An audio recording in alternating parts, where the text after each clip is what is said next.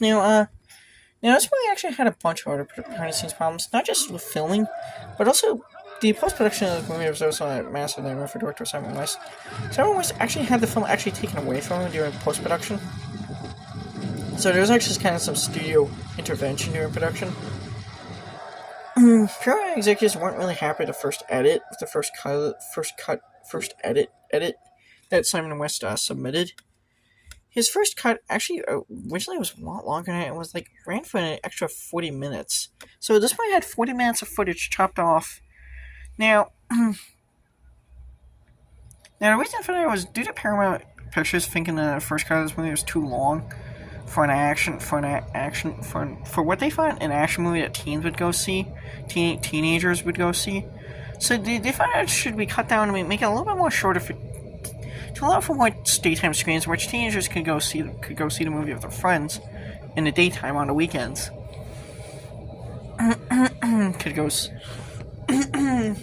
Now, Director Simon West, he admitted that caused a lot of problems because it cut out a lot of scenes that he actually wanted to include that he felt were actually pivotal to the plot, pivotal story.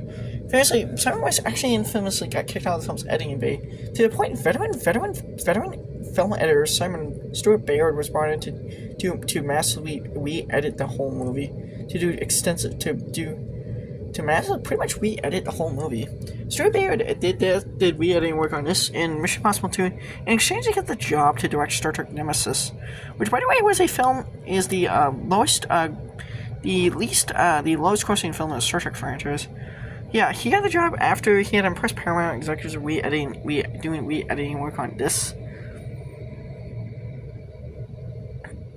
Now, what Stuart Bayard did, there was originally an opening scene that actually exploded. I believe it was actually a voiceover